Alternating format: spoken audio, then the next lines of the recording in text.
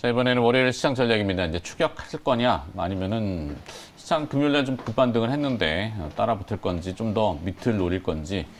자, 정경민 차장 나와 있고요. 김영민 매니저도 변함없이 함께하겠습니다. 어서 들어오십시오. 네, 반갑습니다. 네, IBK 분당센터 정경민이고. 자, 정경민 차장은 오늘 또 시장 전략을 어떤 섹터에 무엇을 보고 계시는지. 자, 화면 보면은 인도와 중국의 ETF, 인간은 똑같은 실수를 반복한다. 이게 무슨 소리입니까? 네. 좋은 말씀을 좀 드리고 싶었는데. 네. 그리고 근데 이 소중한 시간을 할애해서 물론 이제 이 시청자 여러분과 지금 손실이 나 계시는 투자자 여러분들을 이런저런 이제 미사 여구를 사용해서 위로해 드릴 수는 있어요. 이제 곧 지나갑니다.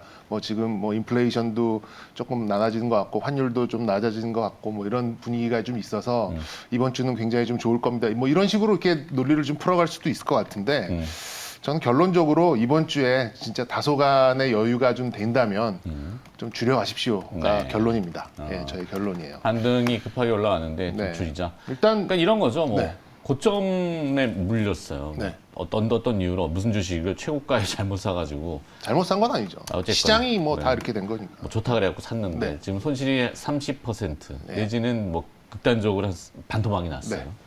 근데 지금 이제 한 금요일날 급반해갖고 5% 올랐단 말이에요. 마이너스 50%가 마이너스 45%가 됐다. 네. 그러면 여기서 줄이자고.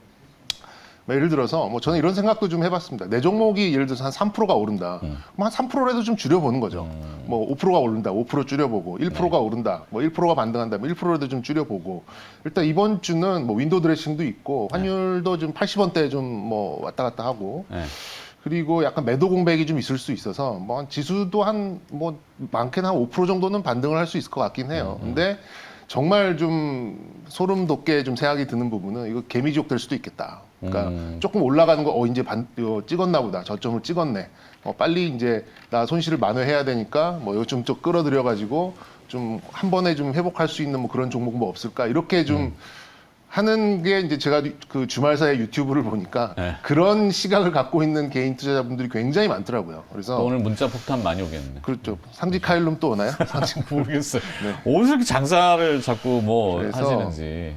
제가 이제 주말 사이에 이제 이런 환율쭉을 쭉 보고 있었거든요. 그런데 이거 뭐지?라고 했던 곳이 인도와 중국과 러시아입니다. 그쪽 환율이 다 좋아요. 그렇죠. 달러 대비도 강세고 당연히 원화 대비도 좀 강세로 좀 가고 있는데 지금 인플레이션의 이런 고통이 그나마 좀 적고 역시 좀 과격한 표현입니다만 인구가 깡패구나라는 생각을 다시 한번 좀 하게 되는 부분도 인적 자원도 자원이니까. 있었습니다. 앞선 코너에선 러시아 디폴트, 루블과 같이 이런 얘기를 좀 다룬 것 같은데 사실 러시아 디폴트는 이미 공공연하게 나왔던 얘기이기 때문에 한 달 전에도 나왔고 실제 디폴트가 나더라도 별 영향도 없고 그게 이제 얘기해 주는 게 루블화죠. 그렇죠. 그러니까 자기들은 해줄 수 있다, 돈 있다. 루블화 달러 바꾸면 해줄 수 있다라고 하는데 서방이 막은 거잖아요, 스위프트로. 그렇죠. 그러니까는 그것을 진정한 의미의 디폴트로 보긴 없고 지금 러시아 떵떵거리고 잘 살고 있습니다. 한번 여차하면 기름 가져가, 천연가스 그래도 가져가 되고요. 이렇게 되니까. 근데 안주 그거 받으면 우리한테 혼나라고 하는 게 또 미국의 입장이고.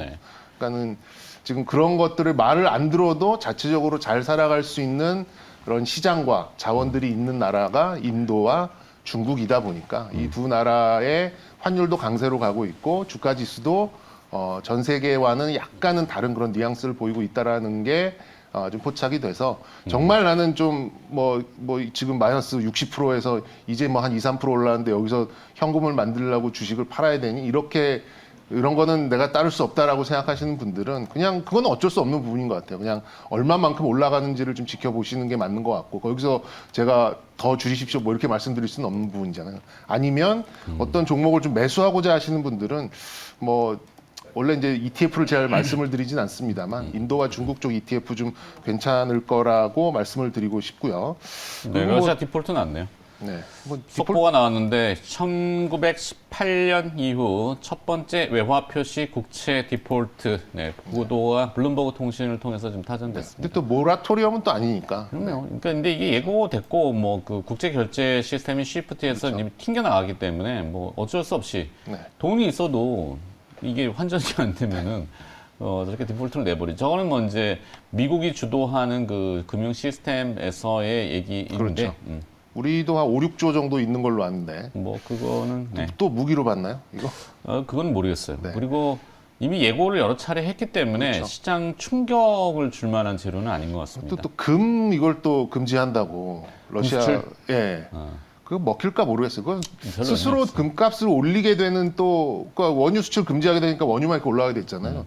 또 금값만 자극하게 될 가능성도 있지 않을까. 뭐 복잡하게 생각하지 마세요. 약간 그런 걸 이제 김현민은 의도하는 거죠. 네. 러시아 입장에서는 오히려 전쟁이 터지고 나서 돈을 지금 더 많이 벌었다 그러잖아요. 그게 이제 어찌 보면 진짜인지 아닌지는 모르겠으나 사실 이제 러시아가 내수만 가지고 굴러갈 수 있는 나라는 저는 아니라고 보거든요. 네.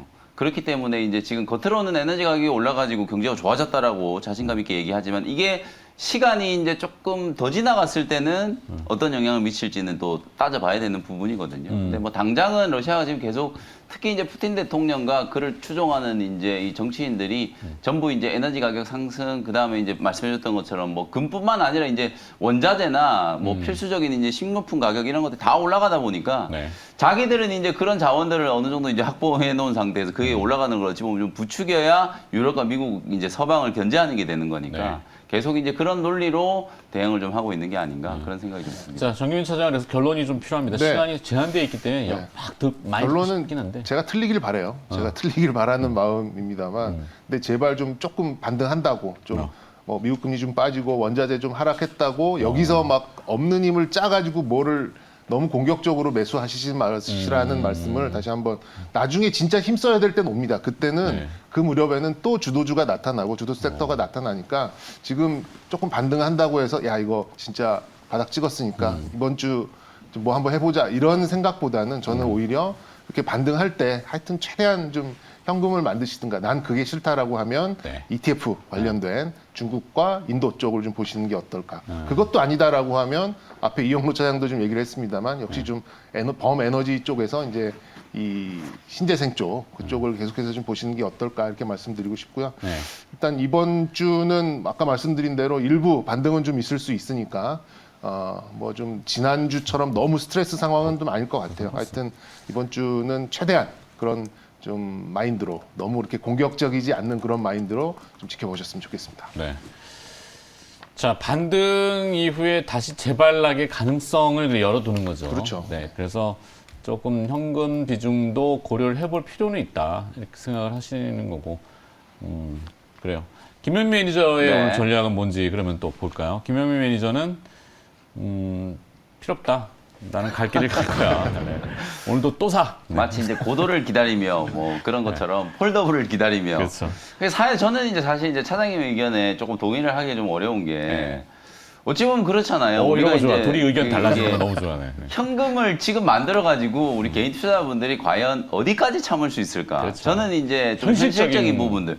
실제로 우리가 이제 트레이딩을 해보면 사실 이제 지금 현금을 한 20% 정도 만들어 놨다고 치면 만약에 지수가 여기서 뭐 한 2, 3%, 4, 5%더 올라갈 수 있는 거잖아요. 그러면 그때까지 우리 개인 투자자분들이 참거든요.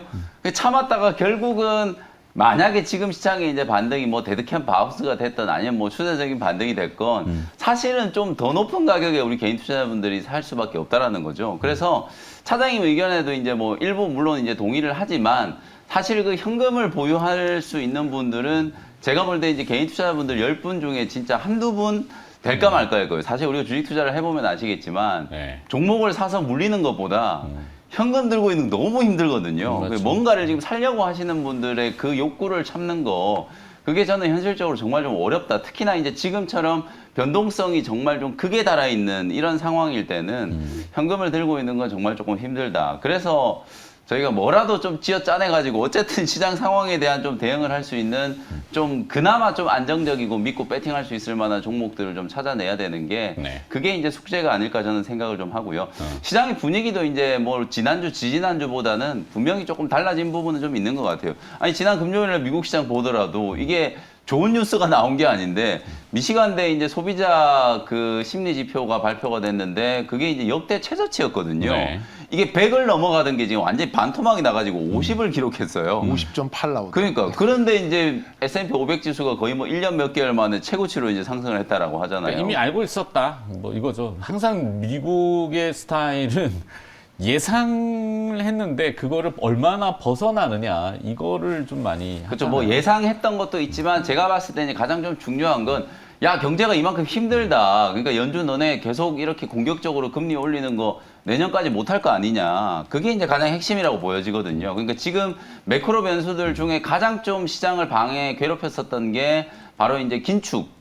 이 긴축에 대한 이슈였고 그에 따른 이제 또 경기 둔화에 대한 우려였기 때문에 오히려 소비자 기대 심리를 보더라도 아 물가 이제 좀 떨어질 수 있겠구나. 약간 이제 이런 쪽에 이제 힘이 좀 실리다 보니까 어찌 보면 이제 연준이 좀 조기에 공격적인 긴축을 좀 마무리할 수 있지 않겠나. 그러고 나서 만약에 이제 경기 둔화 시그널이 생기면 야 예전에 했던 것처럼 기준금리 다시 떨어뜨리겠구나.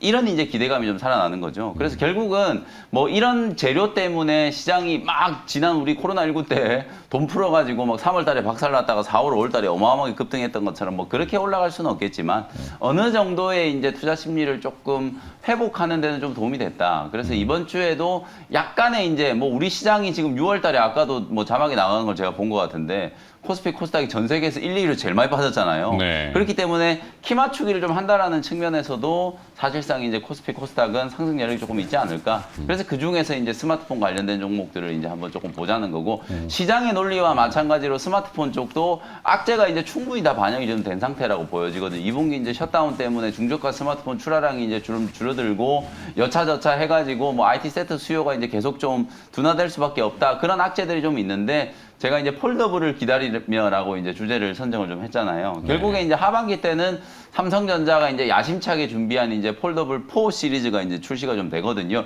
이번에 전 세계적으로 이제 폴더블 폰 스마트폰 2022년에 한 1,500만 대에서 많게는 1,800만 대 이상 지금 나타날 걸로 예상이 좀 되고 있거든요. 그나마 이제 삼성전자가 이 시장을 완전히 지금 장악하고 있는 상태이기 때문에 폴더블 스마트폰이 또 이게 수익성이 또 나름대로 이제 괜찮아졌어요. 네. 그런 부분들을 이제 좀 감안하면 관련된 종목들을 이제 낙폭 과대 구간에서 한번 볼 때가 되지 않았나 이런 생각이 좀 들고요. 종목들 쭉 나열해드리면 여러분들 뭐 잘 아시는 KH 바텍, 파이테크닉스 이게 힌지 관련된 종목들이죠. 그다음에 그렇죠. 이제 세경 하이테크는 필름 관련된 종목이기도 하고 이제 케이스인데 이제 글라스틱이라고 해가지고 네. 플라스틱인지 유리인지 잘 모르겠는 그런 재질 있죠. 글라스틱 재질 소재를 이제 만드는 기업이고 그다음에 이제 기파는 코리아 서킷이라든지 BH 같은 이런 종목들을 한번 보시면 좋을 것 같고 탑픽 종목을 두 개 이제 선정을 좀 해드리면 파인테크닉스와 코리아 서킷 두 종목인데요. 뭐 차트 보시면 아시겠지만 정말 많이 빠져 있는 상태거든요. 네. 기술적인 반등이 조금 나타날 수 있다. 이렇게 말씀드리겠습니다. 좋습니다.